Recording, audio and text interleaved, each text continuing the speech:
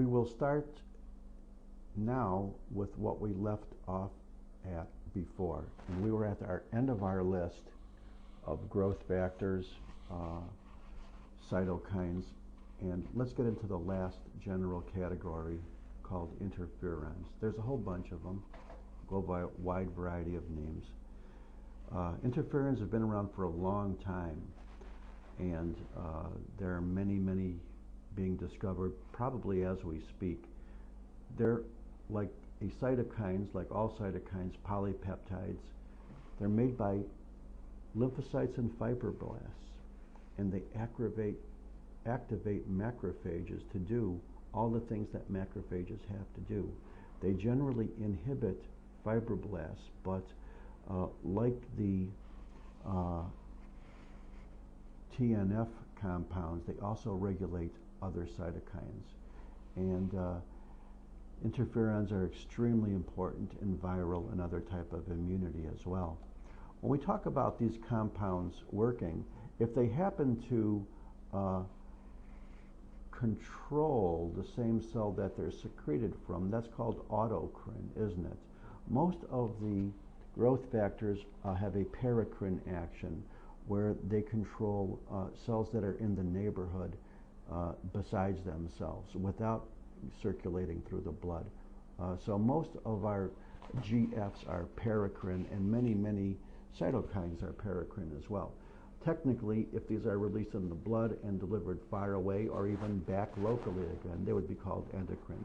Most GFs are paracrine, and here's the example. A cell acting on itself, a cell acting on the neighbor is paracrine, a cell acting on itself is autocrine, and a cell acting far away by virtue of a blood vessel classically is endocrine. And the growth factors work by causing transcription factors, which now we're at the genetic nucleic acid level. And the growth factors are actually causing transcription factors inside the nucleus. And what are the key growth factors in hepatic regeneration, using this as a model? Well, is it a big surprise? TNF, especially alpha, interleukin 6, and hepatocyte growth factor, which we mentioned before. So the thing you should remember for this is that growth factors work on a molecular basis by activating transcription factors, which cause transcription. Here's the extracellular matrix as a review. We have at least 18 different types of collagen now, as well as elastin, fibrillin, this big growing family of cell adhesion molecules, or CAMs, which are immunoglobulins, cadherins, integrins, selectins, anything that, any molecule that causes a adhesion between one cell or substance and another. We have the proteoglycans, we have hyaluronic acid. And these are the compounds which act as the framework for regeneration. I want to start out by talking a little bit about the collagens, and because we don't want to, our brains are not big enough to remember all 18 of them. Let's remember the top 4, because these are the first 4. And if you remember 1 as being part of the word bone, then you know where collagen 1 goes. If you want to remember 2 as being part of cartilage, then you know that cartilage 2 is, then you know that collagen 2 is part of cartilage.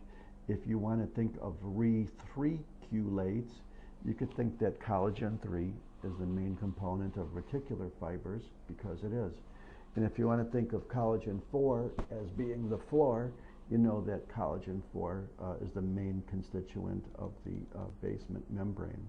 Now, as you might have guessed, there are genetic deficiencies of all these different types of collagen. And if you just want to memorize this for the boards, you can. I'm not capable of it. I just like to point out a few general things here. Because we said that collagen 1 was the main component of bone, a genetic a deficiency of it would give rise to the disease osteogenesis imperfecta, which is a genetic disease of bone. If you want a few other easy ways to remember this, I don't think there are any, but if you look, the Ehlers-Danlos involves collagen 1 as well as collagen 3, and also somewhere else down here. Let's just put this in our little thing of if you are looking at people with achondrogenesis, like achondroplastic dwarfs, because we said that collagen 2 is cartilage, then you would think that they might have or could have deficiencies of collagen 2. But look, we have Ehlers-Danlos here as variants, as deficiencies of both 1, 3, and 4. So the one disease that looks like it has a big role in all these different things is ED, or Ehlers-Danlos syndrome.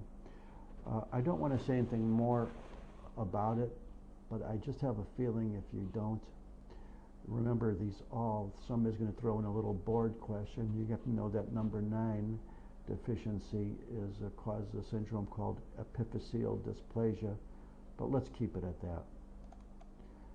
Once again, we're back to our basic definitions: regeneration and healing. Just get back to the basics to tell you this is the difference. You could just read it.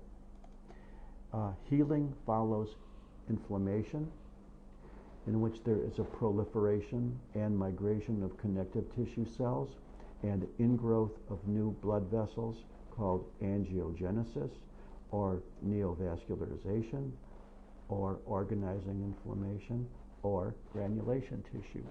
It involves activation of collagen and other ways to synthesize the extracellular matrix, of which collagen is just one part. It involves tissue remodeling, with the collagen being made by fibroblasts. The collagen then becomes stronger by a process called wound contraction. And as the wound contraction progresses, the scar gets more dense, or more fibrotic, or more sclerotic, if you prefer that word. In the ingrowth of blood vessels, or angiogenesis, or neovascularization, the endothelial cell precursors are stimulated by growth factors that we discussed to cause an ingrowth of new blood vessels, or blood vessels could be from previously existing vessels as well. And here are the two growth factors, which are the controllers of this whole process. And also remember that the ECM proteins act as a framework. And also remember that all these, this angiogenesis or neovascularization process also goes by these other names that we see down here at the bottom. I'm going to show you a really nice picture. And this is one of my favorite pictures. And as you might guess, the reason why this is so blue on the right is that because it's a trichrome stain, which stains collagen. And this is also a trichrome stain on the left. But look how little bluishness there is in here, because you don't have much collagen in the earlier phases. In the earlier phases, you have predominance of blood vessel. All these red little guys are blood vessels. With time, there's more and more collagen, and the blood vessels become relatively less important or less prominent. So what does that say? It means you're going from a vascular predominant pattern to a collagenous or fibrous predominant pattern. And we're going to finish up this whole concept in the very last movie, which is coming next. Thank you very much.